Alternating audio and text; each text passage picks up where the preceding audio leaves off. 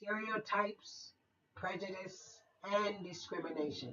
A presentation by Mary Bell, Liberty University.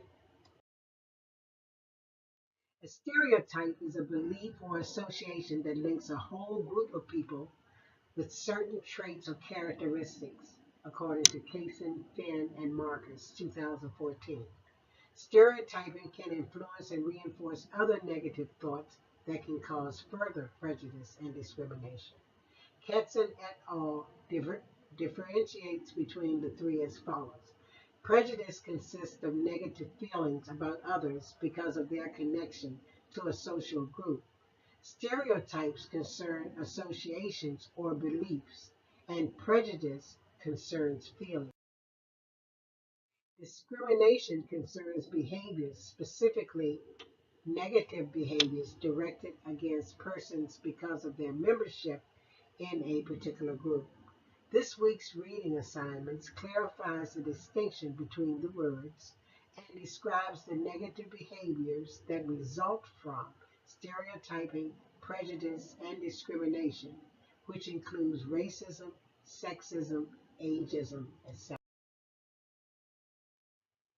Racism and prejudice.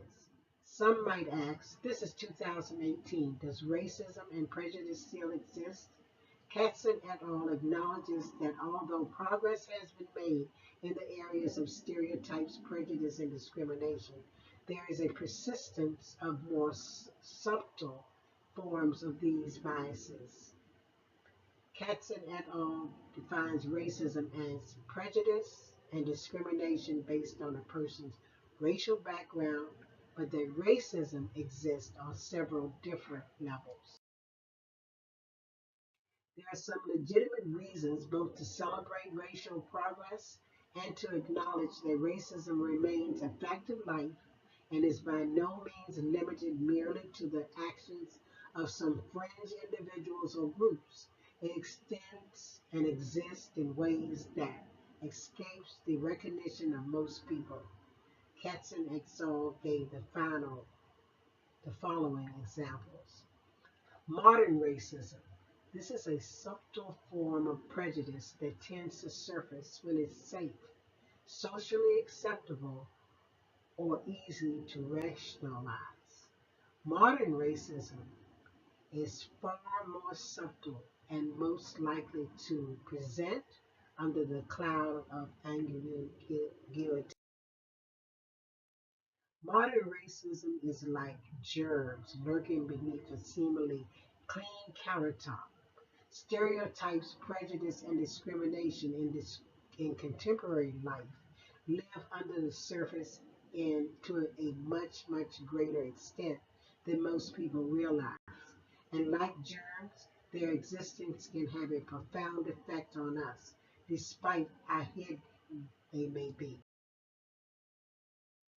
Adverse racism concerns the ambivalence between individuals' sincerely fair-minded attitudes and beliefs on the one hand, and their largely unconscious and unrecognized prejudicial feelings and beliefs on the other.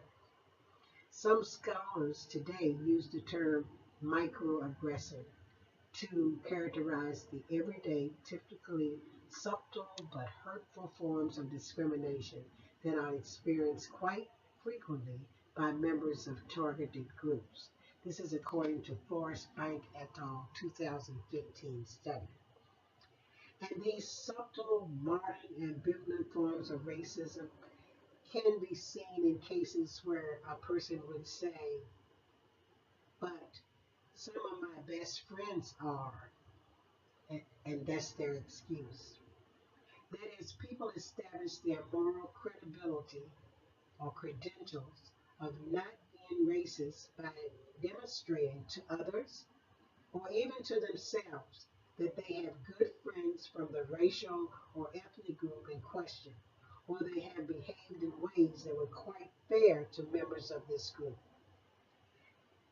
Having such good behavior to their credit gives people the license to take actions that might otherwise put them at risk for seeming prejudice.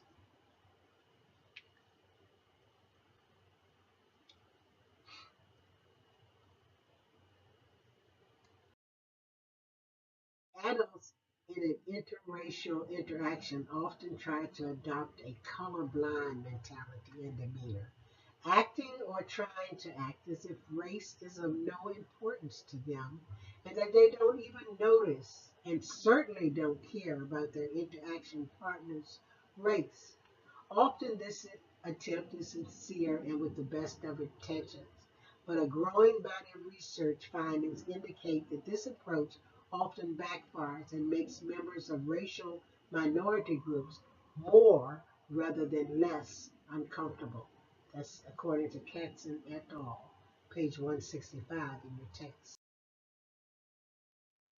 Anxieties and challenges associated with intergroup interactions are not limited to those between whites and blacks.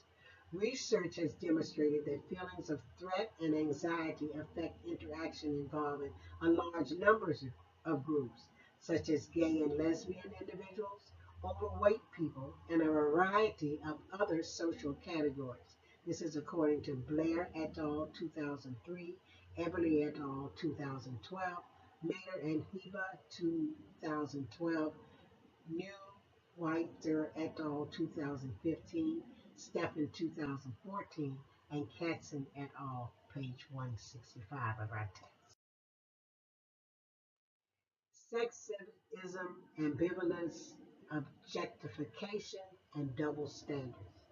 As with racism, old blatant displays of sexism are less socially acceptable as in years past, although they continue to exist at a frequency and with an intensity that would surprise many. Researchers have been documenting and studying modern and implicit forms of sexism that tends to escape the notice of most people, but they can exert powerful discriminatory effects. This is according to Gervin et al. 2015, Swam and Hivers 2009, Katzen et al. Page 165 of your text. Sexism is different in some ways. However, gender stereotypes are distinct from virtually all stereotypes in that they often are prescriptive rather than descriptive. They indicate what many people in a given culture believe men and women should be like, not merely what people think they actually are like. Sexism is also unique with regard to the degree to which the in-group and the out-group members interact. An example is men and women live together, boys and girls grow up together, yet even with all this contact, this does little to reduce sexism beliefs, attitudes, and behaviors. According to Ketzen et al., page 166 of your text, ambivalent sexism is a form of sexism characterized by attitudes about women that reflect both negative, resentful beliefs and feelings, and affection and chivalrous, but potentially patronizing beliefs and feelings. Ambivalent sexism consists of two elements: hostile sexism, characterized by negative, resentful feeling about women's abilities, value, and challenge to men's power. That is, women seek special favors under the guise of equality. And benevolent sexism, characterized by affectionate, chivalrous feelings founded on the potentially patronizing belief that women need and deserve protection. That is, women should be cherished and protected by men. Katzen et al., page 166. Objectification. Women are all too often treated in objectifying ways. They are viewed or treated more as mere bodies or object, objects and less as fully functioning human beings. A good deal of research documents a variety of negative effects of objectification on women, including on their mental and physical health, their academic performance, and their social interactions. This is according to Calgero et al. 2011, Fredrickson et al. 1998, Sagai et al. 2010, Tigerman and Williams 2012, and Katzen et al. Page 167 of your text.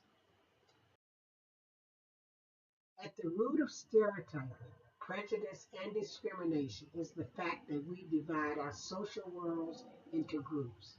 As perceivers, we routinely sort each other into groups on the basis of gender, race, age, and other common attributes in a process called social categorization. The problem with social categorization allows us to form impressions quickly. However, the time and energy saved comes at a cost. Categorizing people leads us to overestimate the differences between groups and to undermate the differences within groups. This according to Kruger and Donato 2008, Wilder et al. 2012, and Katzen et al. Page 176 of your text. So how do we divide people? We sort them. We sort them into classes based on their spending, middle, lower, higher, on their working, the things that they wear, the average income, how their money is divided. Education, we sort people out based on their education, on whether they're upper class or what we consider average class. And so we sort people out, and based on that, we uh, base our prejudice, and that's how we stereotype people. Categorizing humans is much like categorizing objects. There is a key difference. When it comes to social categorization, groups that we identify with, or country, or religion, or political party, or even our hometown sports team are the in groups, whereas groups other than our own are called out groups. The consequences? We exaggerate the difference between our in group and other out groups, and this exaggeration or differences helps to form and reinforce stereotypes. A phenomenon known as the out-group homogeneity effect, whereby perceivers assume that there is a greater similarity among members of out-groups than of members of one's own group. In other words, there may be many and subtle differences among us, but they are all alike. This is according to Linville and Jones, 1980. Example, people from China, Korea, Taiwan, and Japan see themselves as quite distinct from one another, which of course they are. But to many Westerners, they are seen simply as Asian. That dehumanizing outgroups. Perceivers may not only process outgroup faces more superficially, but also sometimes process them more like objects and low order animals than like fellow human beings. Dehumanization has played a role in atrocities throughout history, such as in the Nazi propaganda that characterized the Jews in Germany as disease-spreading rats and blacks as half-apes. Dehumanization of others can lead to dire consequences. Some examples are police officers who more strongly associated black men with apes were more likely to use force against black children. That's according to Philip Gall et al. 2014 and Katzen et al. Page 179 of your text. Laurie Rudman and Chris Messer, 2012, found that men who automatically associated women with animals or objects showed stronger inclination to sexually harass or rape women. That's also on Katzen et al., page 179. The social identity theory. Their perspective encompasses both self-categorization theory, Turner et al., 1987, and social identity theory, Tafel 1978, Tafel and Turner 1979, Smith, Houston, and Rapper, page 213, acknowledges that individuals tend to categorize their social world into discrete social categories. Individuals will be members of some of these social categories and not members of others, which then may prompt individuals' definition of self and others as in group, that is the us, or out groups, which is the they. Social identity perspective rests on self categorization and social identification. Self categorization may be defined as cognitive self placing in a collective category.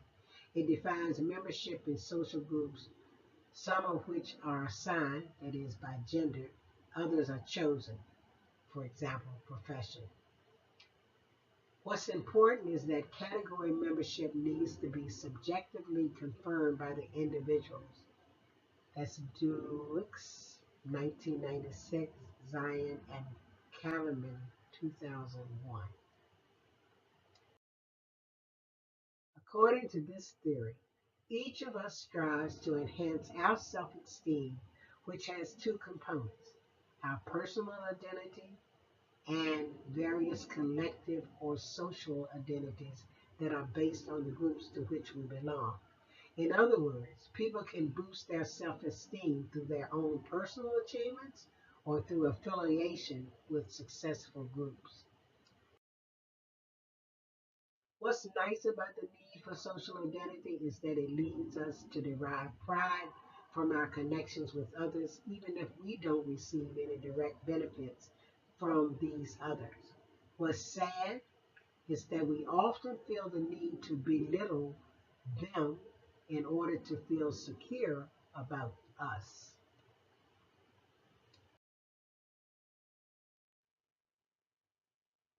Social identity theory, religious fervor, racial and ethnic conceit, and aggressive nationalism may all fulfill this more negative side of our identity.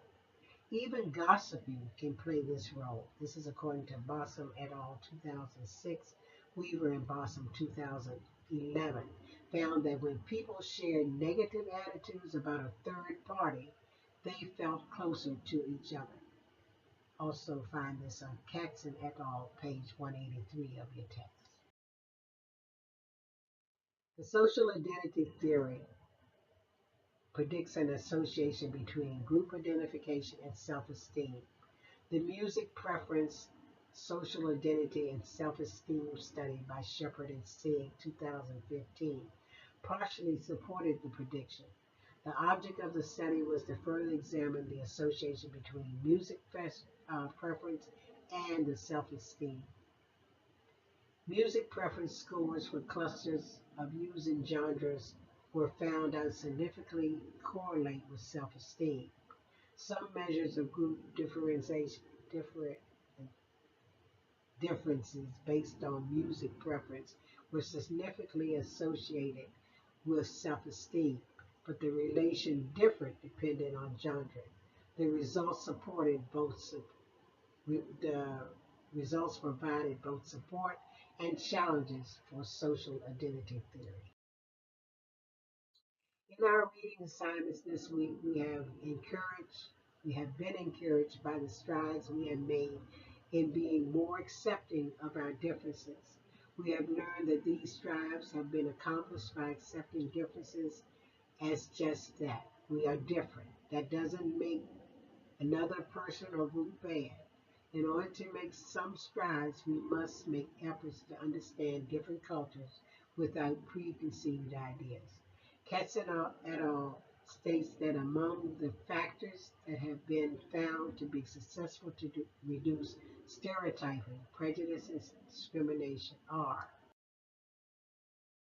having intergroup contact, especially in the ideal conditions for contact are met, perceiving connection and a shared identity with people from other groups.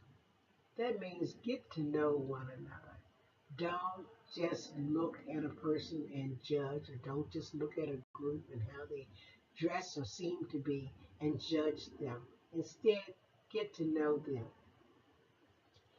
Adopting a multicultural view rather than a colorblind perspective. Because just because you pretend it's not there doesn't mean it's not there. So get to know the culture, and then you won't have to worry about being colorblind. Being intrinsically rather than extrinsically motivated to reduce prejudice responses.